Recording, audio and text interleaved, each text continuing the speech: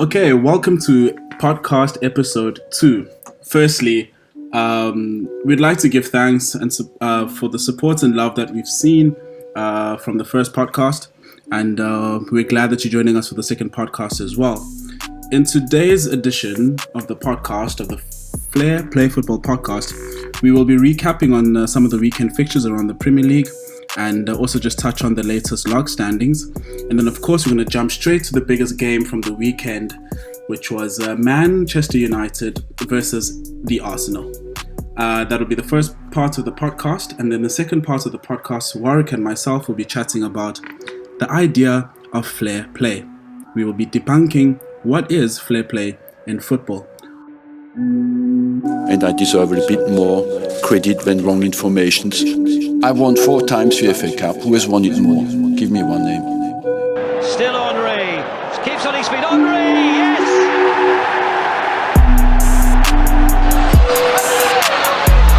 Split for Adams! That's a sensational finish. Ball from Bergkamp to Patrick Vieira! The captain!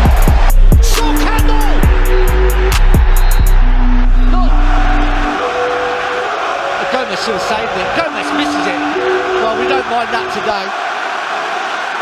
Warwick, my brother, how are you this weekend after the weekend's fixtures? I'm absolutely buzzing. Buzzing. You know, a lot of the things that I wanted to see, they came out, you know, in hordes. The resolute defense, the dominating midfield, and just Arteta, you know, putting another one over Ole. So I'm absolutely stoked. How did you feel about that game? Look, going into the game, like many other Arsenal supporters, I wasn't very confident. We were playing Manchester United at Old Trafford, and we haven't won there since 2006. Yeah, you know, 14 years. I think 2006 I was probably still in high school. I was at grade 6. That's crazy. So we've never celebrated a W at Old Trafford since we left school. And this weekend, leading up to the game, I was a bit nervous. I wasn't sure, especially, how Arteta was going to set up. And when the lineup was shown an hour before the game. But, I'm lucky that I get to share this podcast with you, Warwick, because everything that you called in the first podcast is what we got to see in that fixture, from you repping the boy Elneny, who had a stellar game, Rob Holding in defense. I mean, it was just all clear. I think you are almost what Arteta was to Pep Guardiola for the podcast. And of course, I'm Guardiola in this instance, What say you, brother? Yeah, I'm stoked. I must be honest, I was very shocked to see Rob Holding actually appear, and I think it was a masterclass. Like, I think Arteta mentioned it in his post-match interview, how like the fitness staff and the medical staff managed to get him to full fitness, because I think he was crucial. Because I can't imagine Mustafi handling the likes of Greenwood and Rashford, because you naturally him against pace, it's a disaster. So I think it was a masterclass medical team, and just the bravery of putting him in. And then obviously his centre-back partner, my God, what a colossal human being Gabriel is, eh? Massive player. I have never seen a defender so consistent so far this season, who plays for Arsenal. It was the most beautiful thing, and like you said, like not predicting, but just like sort of seeing the things that I wanted to see come to light. We were dominant, and we got that marginal win, and we kept the clean sheet at Old Trafford. Yeah, incredible. I definitely think that you and Arteta were in sync, leading up to the game. Look, man, before the game, I wasn't really sure. After the game, I was having a party, in my room, if you know what I mean. But let's just start with the lineups, right? There was a lot of like nervousness when the lineups were published or were shown by the respective teams, both Arsenal and Manchester United, and a lot of the Arsenal fans were not too sure and too happy with the lineup leading up to the game, especially around the inclusion of Al Neni.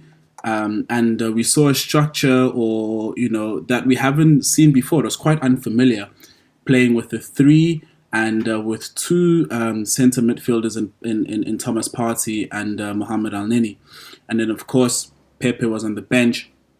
When again with the introduction of Willian, who had seemed to have maxed out his performance quota, but it was surprisingly good on Sunday. So let's look at those lineups, okay? At the back, of course, in goals we had Bernd Leno for Arsenal, and we played a three. I mean, we played a three. Am I right?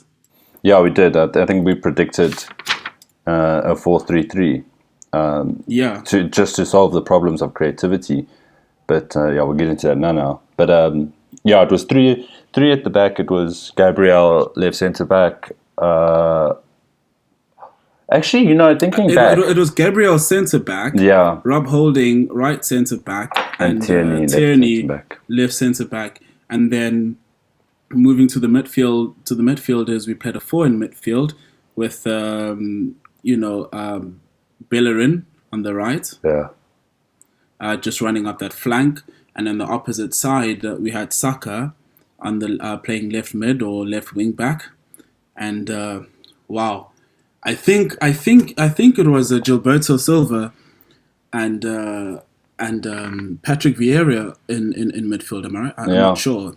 Yeah. Yeah. Well, I mean, lots of links have been made to Sol Campbell in Gabriel and Patrick Vieira in Thomas Partey. So there's some nice comparisons that brought some nostalgic vibes.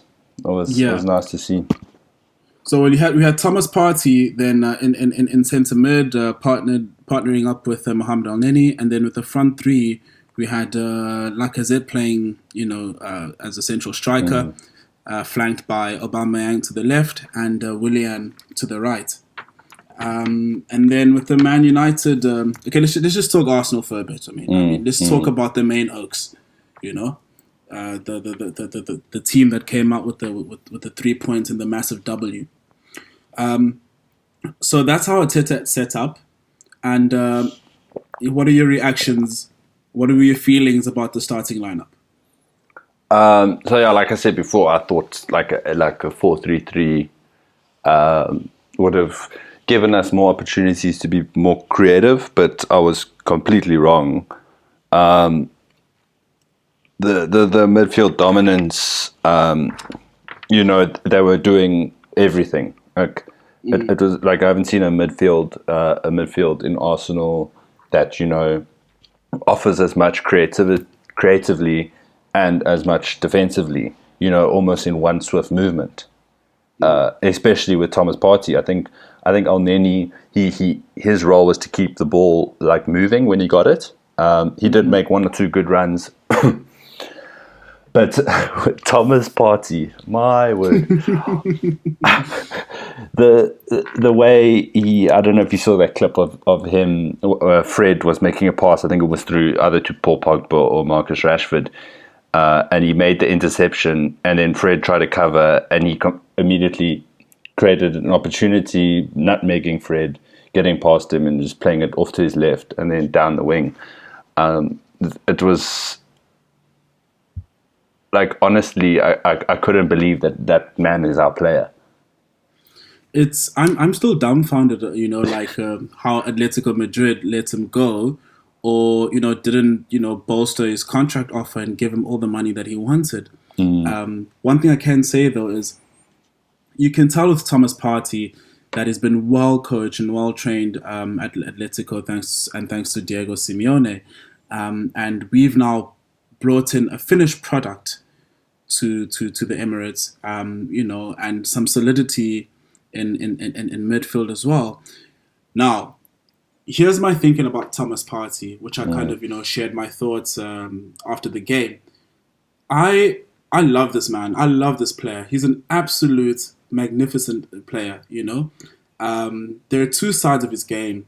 A lot of people think, okay, he's a black center mid player. He's from Ghana. So you just think about power and strength. But his game is quite broad, and his performance is very holistic, strong defensively, technically brilliant, able to play the short passes. His reading of the game was probably like the best performance I've seen from a midfield player in Arsenal, especially this season, just on his ability of reading the game. He popped up in places where he needed to be. He knew when to get around the field and how to get around the field. The midfield battle against Pogba, it was just he came out tops. I like how he plays with like a sense of confidence and a sense of calm as well. Like he just goes on about doing his job, and doing it very, very well. I absolutely am buzzing and excited to see more of Thomas Partey. Yeah, I think that's also like what we demanded of him when he signed, because like you said, he is coming as a finished player. He needed to integrate quickly, and to be fair, like his first few games were quite tough. I mean, especially against City coming on, but we still saw that, the decision making, and just the smartness of the man. You touched on earlier, like we haven't seen a good midfielder like that. I don't know if you remember Burnley at home. So it was sort of Ceballos' first, a full debut. His first game yes. That was the last time I've seen such an incredible performance by a midfielder. But I think this one tops it. But to be fair, like I'm still on the. I couldn't choose a man of the match, and obviously the man of the match had to come through that midfield. It was either, Elneny and Partey. I mean, some could argue Gabriel as well. Yeah. But I think what a partnership, and the most unlikely partnership. Do you think this is a partnership we're going to see more of going forward? I would like to see consistency in our lineups generally. Obviously, with like Europa coming up, or it would be tonight. Obviously we want to keep progressing like our youth. Getting Willock more game time and stuff like that, and I think a performance like that sort of gives a lot of confidence as well to the youngsters, and I'd like to see. More competition not more hunger for competition in those spaces, and actually start getting those dominating scorelines. Trying to prove a point to Arteta. I think this win was brilliant for confidence and to relinquish that hunger. When you're talking about hunger and the players wanting to prove to the manager that. They're the best player to start the games and probably even finish the games. One player that has shown that and who did show that on Sunday was, your boy, the Egyptian Pirlo. Best Egyptian footballer. Yeah, the best Egyptian footballer. Like, hands down. Hands down. Hands down. The Liverpool fans are going to come for us, eh? But, because the way Elneny, there was a lot of doubts about Elneny's career at Arsenal after Unai Emery's season. He was sent off on loan to Besiktas in Turkey. They won the league there, huh? Yeah, they won the league, and he was an integral part of it as well. But then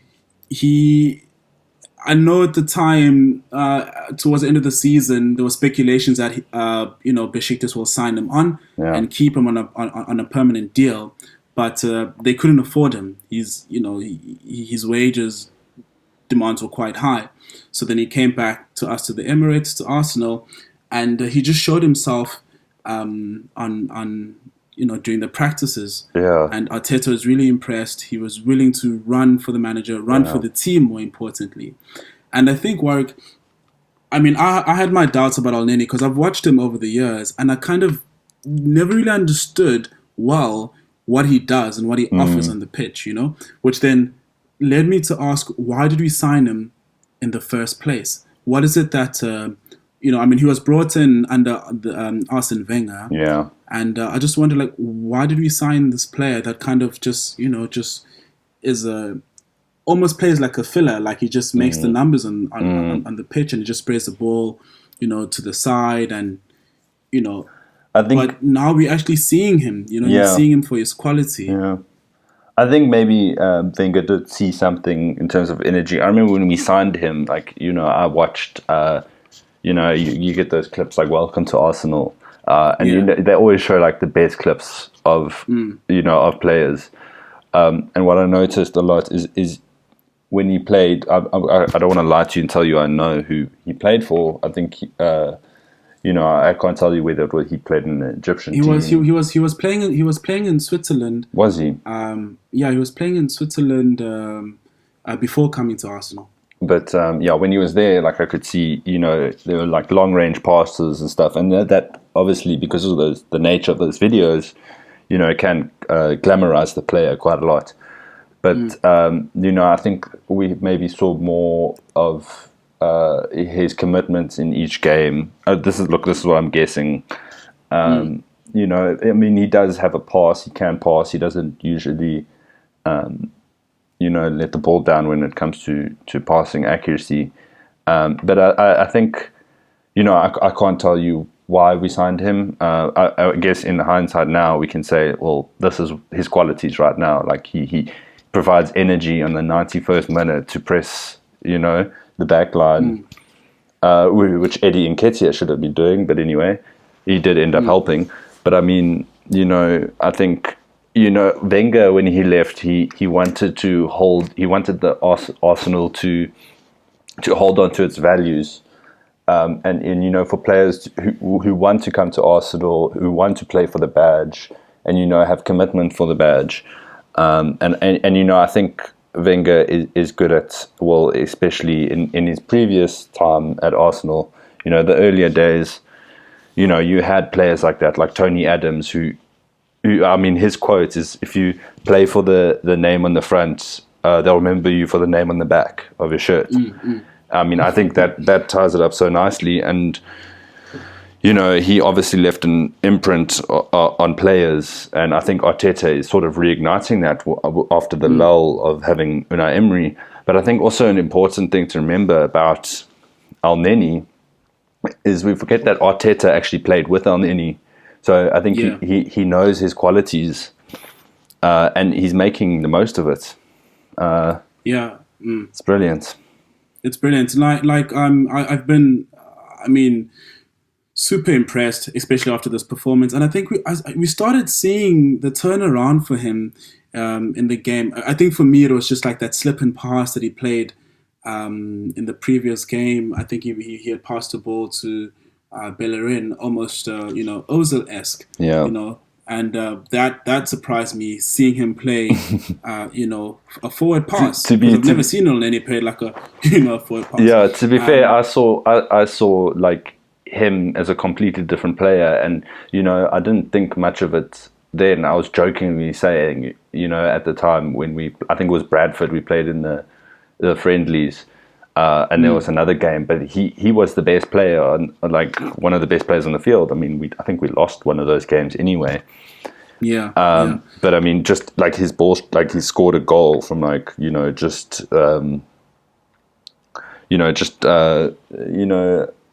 almost in our own half when the ball was cleared by the keeper. Well, I wouldn't say in our own half, but like near the halfway line in the opposition half. But I mean, I just saw something. And I didn't think it would result in this. I didn't think he would have put in a performance, that completely shut the toxic Arsenal fans for doubting Arteta putting him in there. Which I love. I mean, I hate that Arsenal fans are so toxic. I mean, I would hate to be an Arsenal player reading, comments on a lineup post by Arsenal. I don't know. I mean, I get what you're saying, about fans commenting and fans being toxic, especially the Arsenal fans being toxic. But I think these are things that have just always been there. It's just that nowadays we have more access to the players, through social media, and we can. Everyone has an opinion, and everyone supports the team. Well, people with different personalities support the team, have different passions, and they want to see a team play in a particular way. And for many Arsenal fans, it's because, like, we had seen at our zenith Arsenal playing, I mean, literally in the final of the UEFA Champions League against one of the greatest Barcelona sides we've seen, with the likes of Ronaldinho, Messi, and Deco. And then, being promised that we're going to be, we're going to continue on that path. We're going to be big. We're going to dominate in Europe, not just only in England. And then, being disappointed by the state of our finances, losing players, and not winning trophies for a long time. So you can understand that frustration. And I think what I also like and what I've noticed is that there are always swinging moments. Like, yes, we're quite erratic. If things are going well, then it's like, we get behind the team. Yeah. And I think it's also fair, or it can be acceptable, that when things aren't going okay, or when the manager is not making the decisions that are, like, predictable, or that, people believe will be the best squad or the best, setup for the team, I mean, people, can come into that. And also the players are obviously, I mean, we saw at the lowest point with Xhaka, who actually happened not to play on Sunday. Surprisingly, he's been one of the players who's been a consistent starter for the team. But we saw that happening with Xhaka last season. The lowest point of the toxic Arsenal fans turning on one of their players. But then again, through his performances, he's won some some fair and respectability from the fans. So these things happen, these things happen, and that's just the current state of football that we're in, where fans have access to the players, and also vice versa.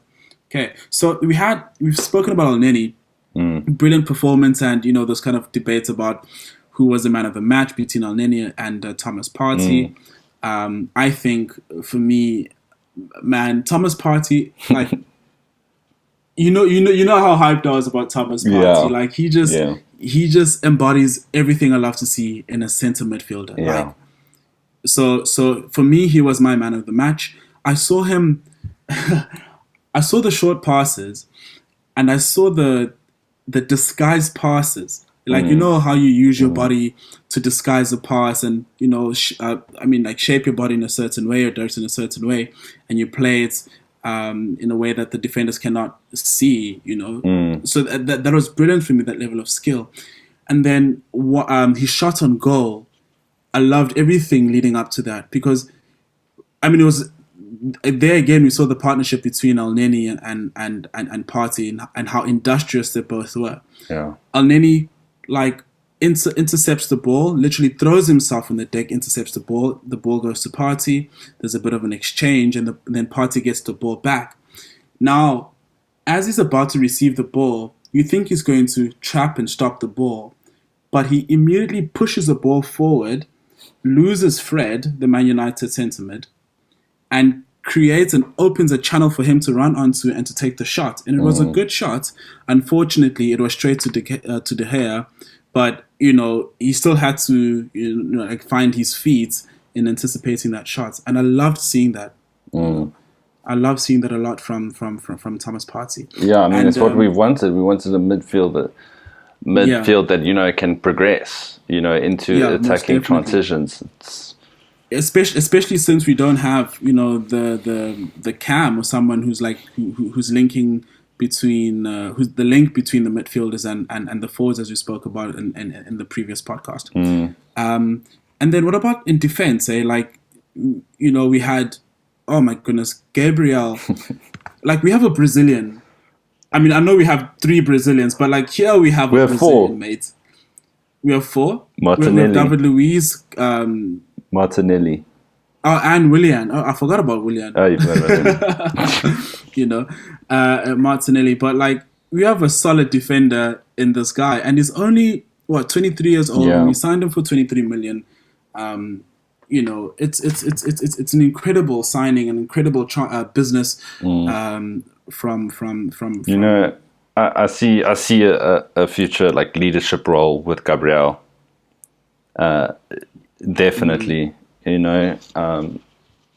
we touched on it the last podcast how he's like telling a guy who's won World Cups and like international trophies Mustafi, to close. He just seems so mature for his age, and we also spoke like about you specifically about your reluctance when we signed him, and we watched the games against Chelsea.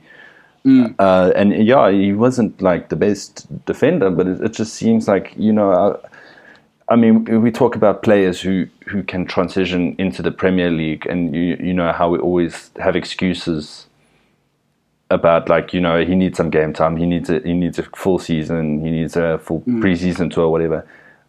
Man went straight in, and he seems like an integral part of Arteta's plans. And at 23, starting in the Premier League, I hope he stays injury free. Touch wood. Who can be like part of that spine that we're currently building. We've been crying for, we're building right now.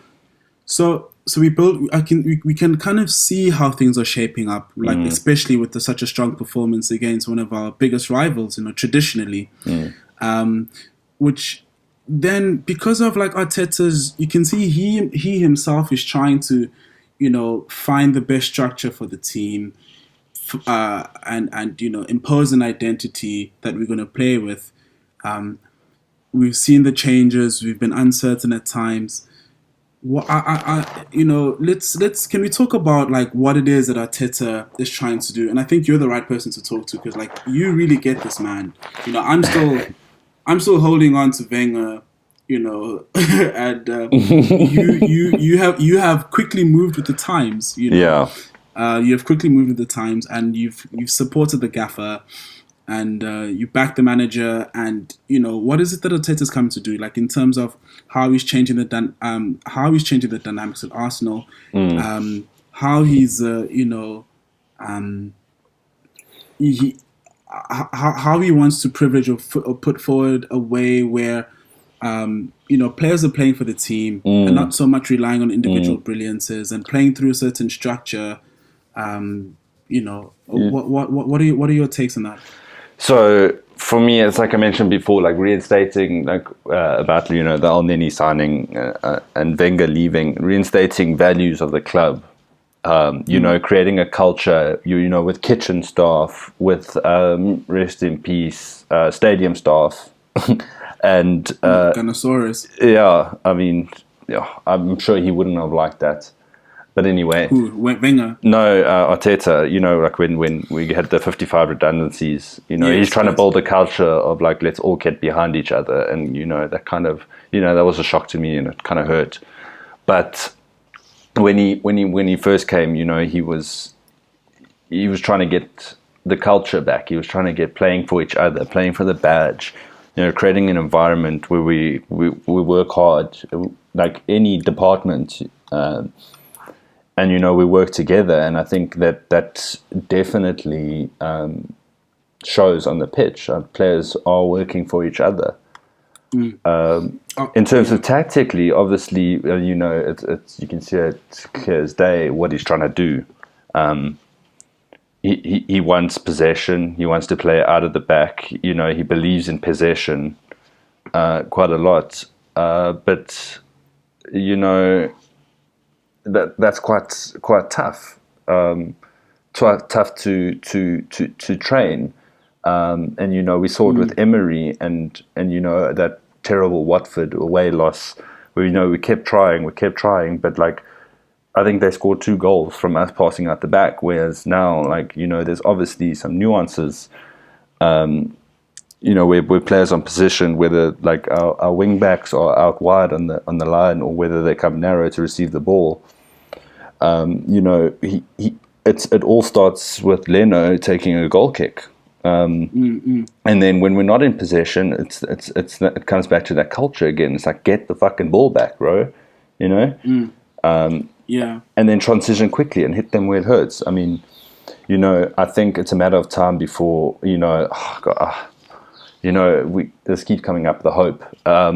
But I think it's only a matter of time where we become extremely comfortable with it. You know, you can see it with the likes of Liverpool, where we can actually start having dominating performances. Where, you know, we finish the game in the first half. I don't think my heart can take it anymore. You know, holding on to 1-0s. But as much as I do love those, I do love it currently where we are. But I would like to see us get to a stage where, you know, we show some dominance. And also, like, it'll be interesting now to see how we play against a team who's going to set up with a low block, you know? Oh, yeah, to see how we are able to unlock the low block. Yeah. I think that's going to be his next test, you know? And I think once we find that, then it'll create greater confidence in our attacking play. And also, like, I don't think Villa would be a good test for that either, because I don't see the likes of Grealish and Barkley, you know, and Trezeguet probably will defend quite a lot, but I think Villa will still be riding on some confidence. Yeah, they've lost like the last two, but I don't think they're going to approach us with a low block. I think they're going to try to hold on to the ball, and it's going to be interesting to see how well Grealish does against us. Do you know when that's our next fixture this Sunday, right, against Aston Villa? Do you know, when you're talking about Arteta, there something I see about him, you know, is an element of he is a young and an inspired manager who's full of ideas, but with that, there's an element of ruthlessness about him.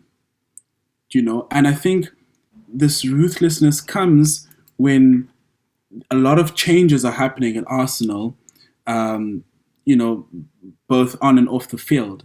Like you touched on, you know, how the values of the club, and you know what Arsene Wenger said in his farewell match, and then we saw, you know, 55 people lose their jobs.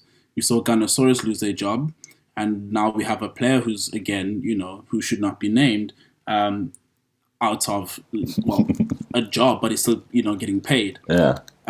So it's like this attempt to streamline our resources financially off the field, and also to streamline our resources and energies on the field as well. If a player is not performing and not adapting to Arteta's training, right, the emphasis of training players, then that player cannot play. And for me, this is something that's been incredible as well, right? Because we have players who've developed from, like, you know, youth levels and progressed through the ranks across the Premier League and across Europe, and I'm sure in other parts of the world as well, where we're seeing an emphasis on professional players being trained. Like, oh, this player has been trained well, or is the manager able to train the players in order to fit the structure that they're trying to impose? Because before, you have the player and you kind of create the team around the player, you build a team around a certain player. But now it's, you know, the reverse. Like, you have to train all the players to play in accordance with the manager's desire. Yeah. And I think we saw that a lot in Jurgen Klopp's teams, both at Dortmund and at Liverpool. He's one manager who's been able to do that, and where players actually react positively and almost instantly to his training methods. So this is what I'm kind of seeing from Arteta, and it is exciting. And it also then means we can give him, the supporters can give him space and the time to really figure out you know, our best style of play and the identity of the club. Yeah. You know. Yeah. So that's great. Now, we played against Man United. Man United, I know many Man United supporters were gassed leading up to the fixture, and when they saw that our lineup, yeah, they were like, oh my gosh, we. They thought they're just gonna run over us. They were. I could just tell. I mean, and fairly so that some of them were, thinking about that 8-2 score line from the previous decade. But how did Man United line up, and what were your assessments on on the Man United team and Ole Gunnar Solskjaer's? I really don't know how to pronounce the man's name. Just say Ole, bro. I'm just gonna keep it at Ole. Ole, right? yeah. Ole Gunnar Solskjaer. So obviously he's been trying and testing this diamond shape, and it's if I'm not incorrect, I think he did use it against PSG. But talking about like players specifically, I was surprised that Tansebi, who pocketed Mbappe, he didn't start. I don't know what's going on there. Genuinely, I don't rate Ole as a manager. He he gets like so lucky. The fact that they made it to third last year it isn't really their doing. I mean, it was basically Fernandes who single-handedly won penalties and won games, and then also it was Leicester capitulating. Obviously, like a run into the end of the season is good for confidence and everything, but I think the confidence of Man United to get better might have been overhyped, specifically because you can't rely on one player, and like what happened on Sunday is Elneny stuck to Fernandes, and we hardly saw him at all. Yeah,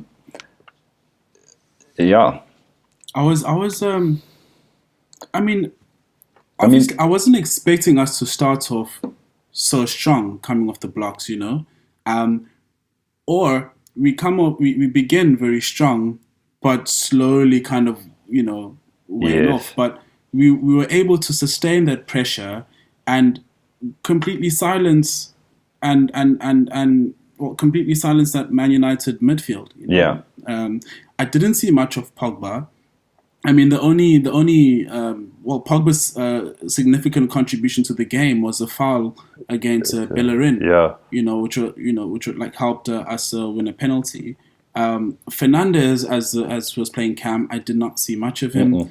McTominay, I think had a poor game, probably the poorest performance on the field. Yeah. There's really not much to say.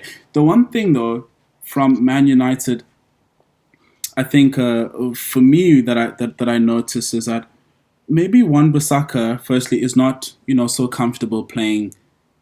I mean, he can play right back. He's defensively good, and we saw that as well. But his attacking game is a bit limited. Yeah.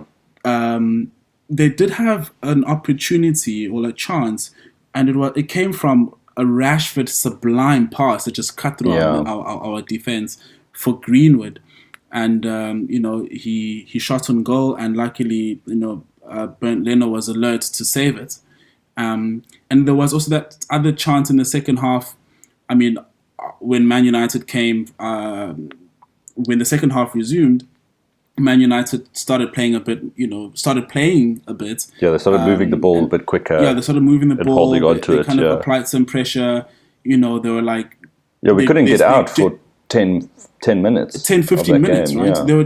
They saw that we've created chances in the first half, and it didn't look like we were going to score anytime soon. So they kind of went on the on the prowl. And then there was a moment, I can't remember exactly, where a ball came in, it ricocheted off our keeper's head, and it hit the post. Like it just showed that it was luck was on our side, and sometimes that's how you win games, especially with such a fine margin. Yeah, I think there's a lot of work cut out for Ole and his boys, and especially now in the midfield, a lot of the games are going to be won and lost in midfield. They really need to sort out, Pogba, Fernandes, Fred, or even the integration of Van de Beek. Yeah. They've brought this young boy in, from Ajax, and you can see that he's hungry to play, and I think he should be given more minutes. Yeah, and I think he's someone agree. that might actually bring some stability, and some synergy in that midfield. Yeah. Yeah. I mean, like, you've got to question Ole as well. I mean, he spent 270 mil, and he just played 100 games. I mean, that's like, if you want to put a stupid statistic, but that's 2.7 million he spent each game.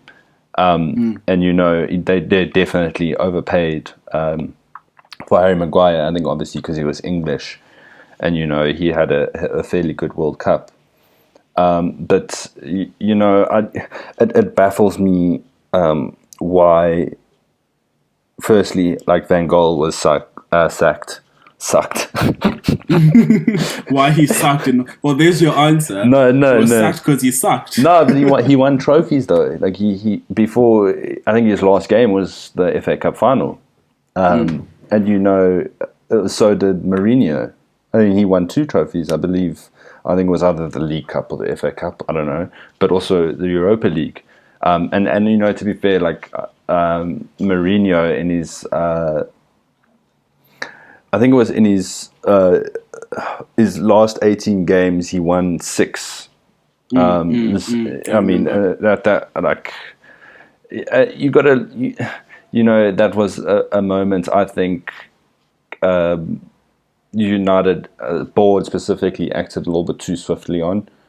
I think because, you look at Tottenham now and, into their second season. I know he did spend more than 2 seasons with United, but, Mourinho is a proven winner, and he attracts big names as well. I think it would have been different if Mourinho was in charge and they actually got the likes of Sancho, even though that's not the signing they should be making. But, I think people are seeing... United's still a big club, and I think people still want to go to United. But I think players are smarter. They want success because they know how rare it is. Moving to United right now isn't as attractive. And every year it goes on like this, it gets less and less attractive. I would sack him. Yeah, I think. I know they are biggest rivals, but like United is a massive club, as you pointed out as well. And I think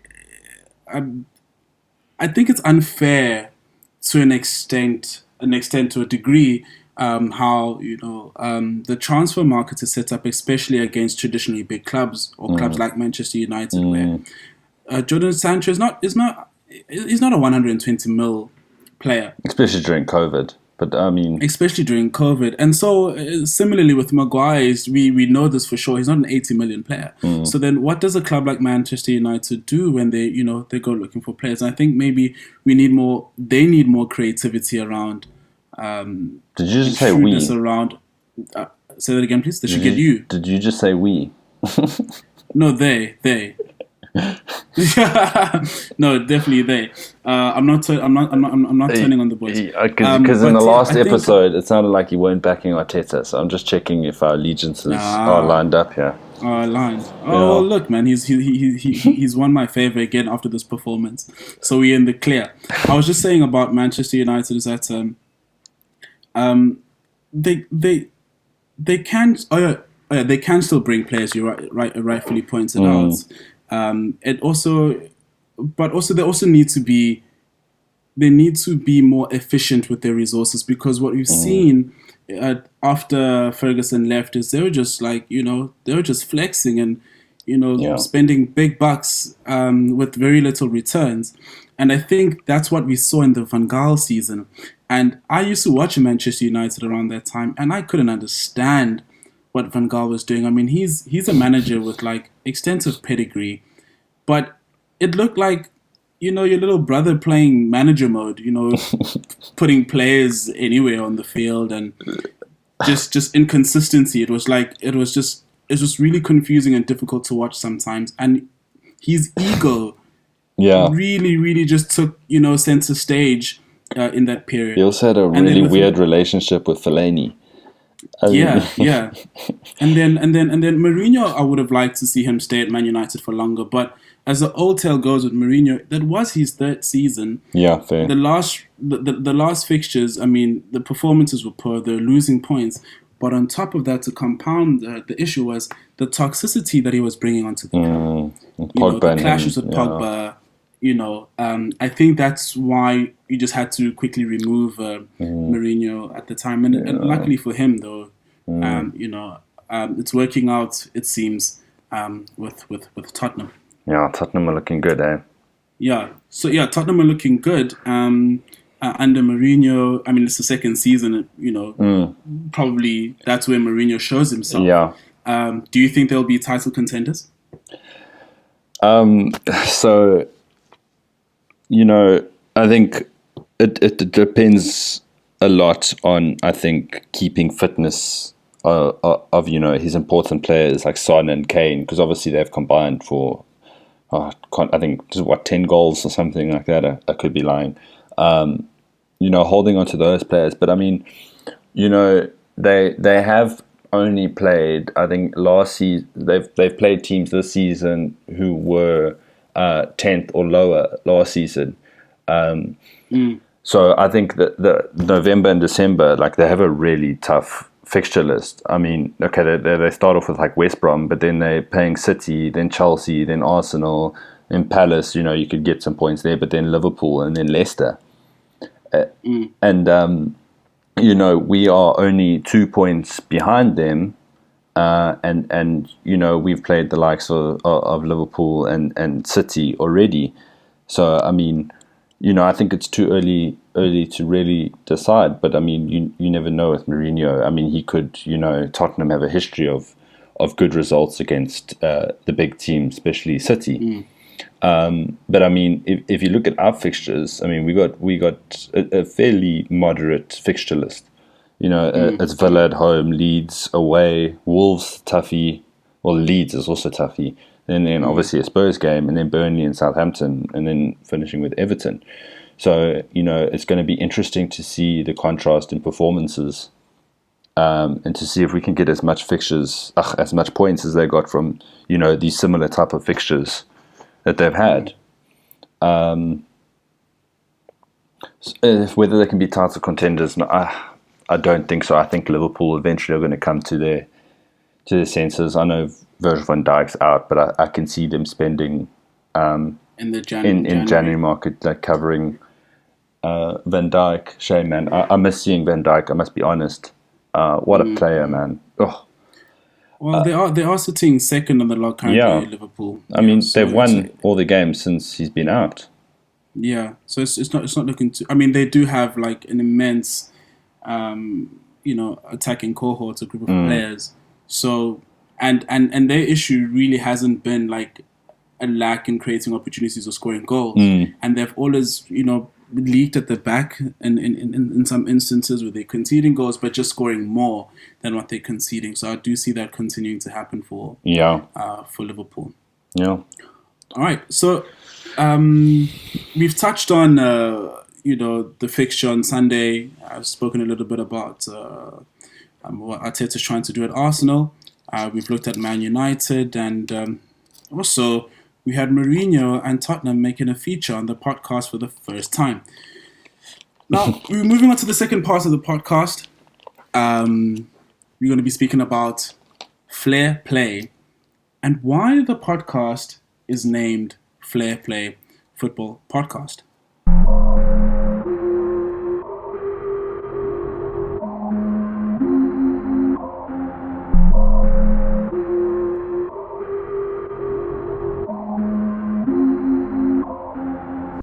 So, briefly, of course, Flair Play is a play on fair play. UEFA Fair Play, UEFA Fair Play, and their attempts at regulating how clubs. They're still corrupt.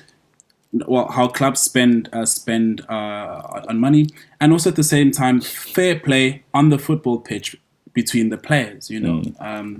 Just bringing some respectability and good sportsmanship. The one thing between Warwick and I that and many fans across the world, of course, like to see in football, and why we play the game and why we love the game, is for the moment of brilliance, right?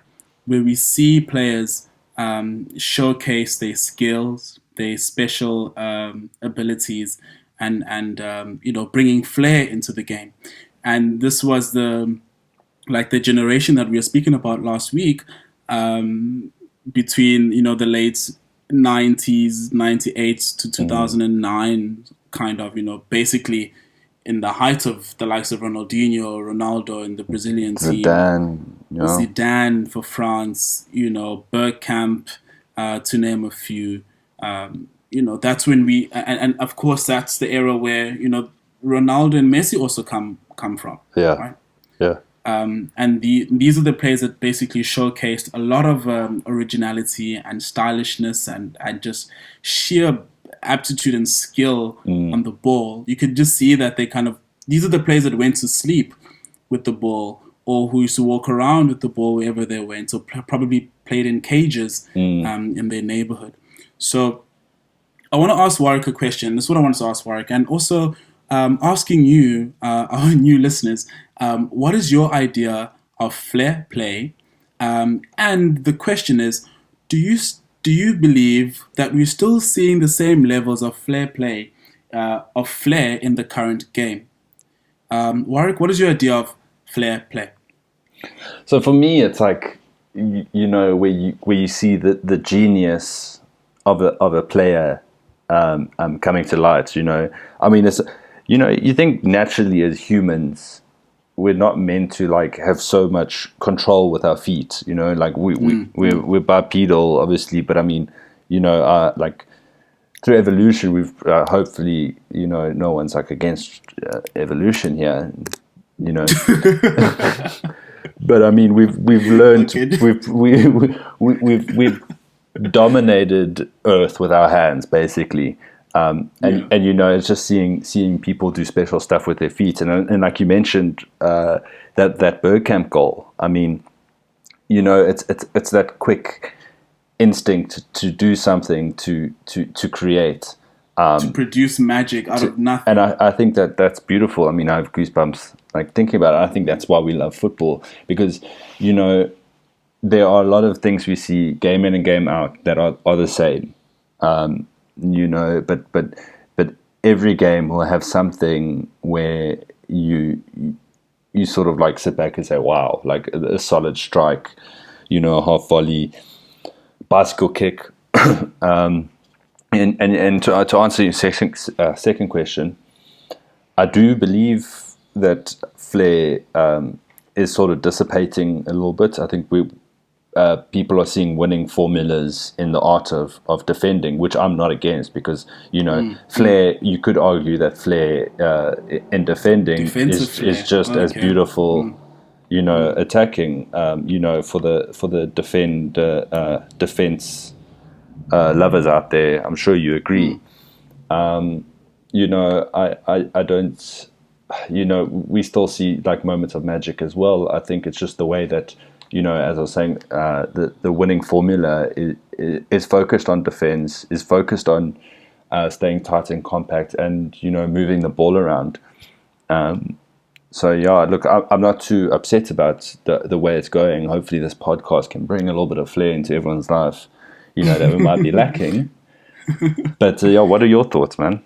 I think, look, when I watch football, of course. There's just so much happening within the 90 minutes and on the field. And as you said, it's incredible how, as humans, we've walked on this earth, and we've touched the earth with our hands, but then we've walked on it. We've walked with our feet, of course. And then these players show so much dexterity and control and skill ability with their feet, kicking around a round ball, and just the movement of their bodies in kicking the ball can be so mesmerizing. Something as seemingly insignificant as passing the ball with just the right amount of Of what is this? weight. Of weight. The just the right amount of weight in the pass. Some players have just a knack of knowing how to do that, or turning a player by using your body, or picking the ball from the sky with the first touch, with players like Berbatov and Zidane and Bergkamp that have showed, who have showed us throughout their playing careers, and then the kind of flair and the samba that we saw with like the Brazilian players, Ronaldinho doing the elastico. I think that was like the first GIF. Is it a GIF or a GIF? We'll debate in the next podcast. But, Sorry, forgive him. He's close to 30 years old. It's a GIF. It's a GIF. Yeah, I think it's a GIF. But listen, we won't finish the podcast if Bro, you smoke a GIF. What? I smoke a GIF. Do you know why? Right, I say it's a GIF. Right, it's because now you're going to see that I'm an English teacher. Well, the letter G, right? The letter G next to the vowels I and E or Y will make a silent G or a soft G sound. Okay, can I For example, can I cancel you this though? For example, can I cancel you this? Gym is spelled GYM. Or gin that you drink is spelled is pronounced GIN, not gin, and then gun is GUN, not Jun. So I don't know what. Okay. What about give? Give.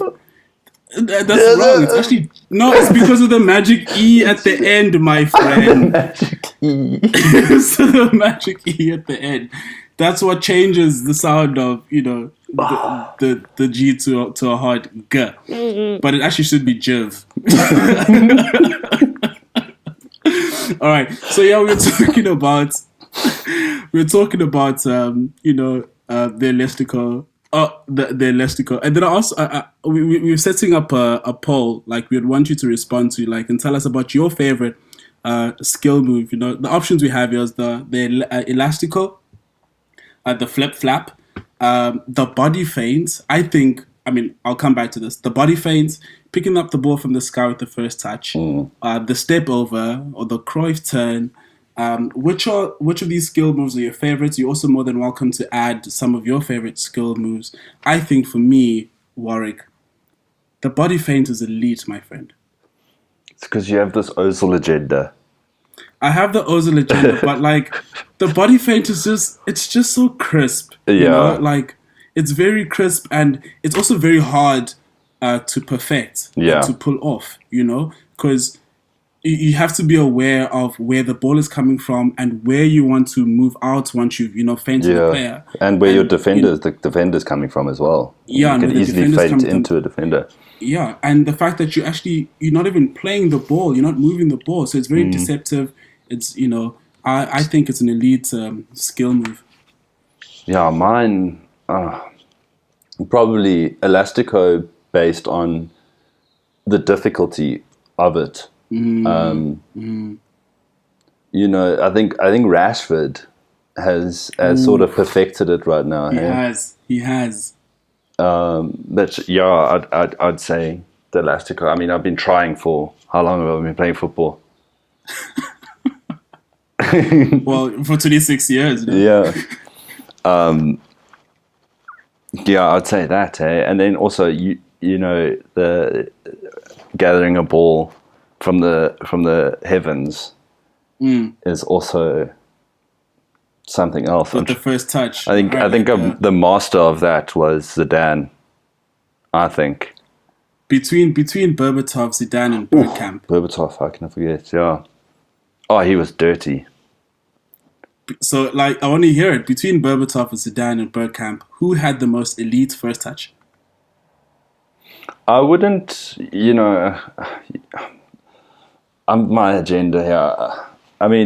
We saw that we spoke about it earlier, that majestic touch, of Bergkamp's, but on a consistent basis, I would say Berbatov, especially in his latter years, and seeing out his Man United career specifically, I think we saw some excellent touches.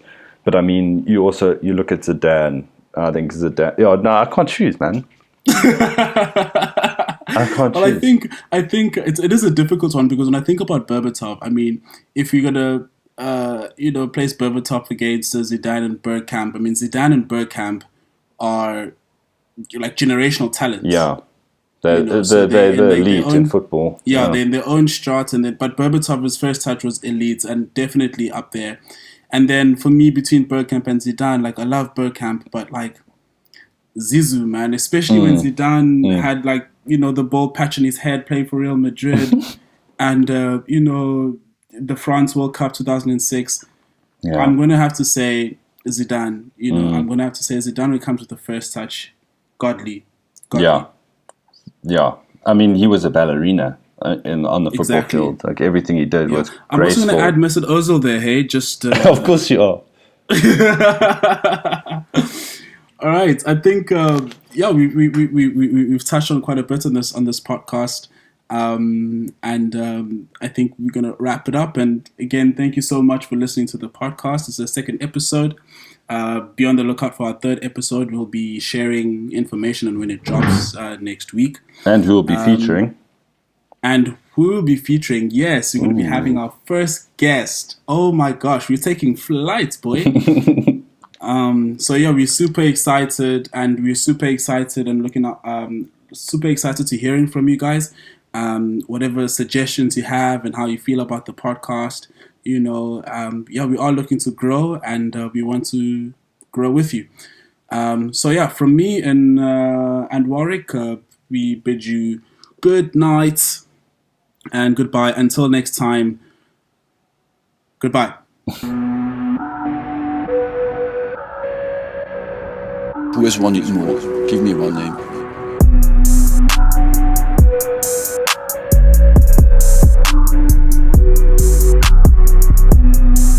I haven't seen it well, I have to look at it again.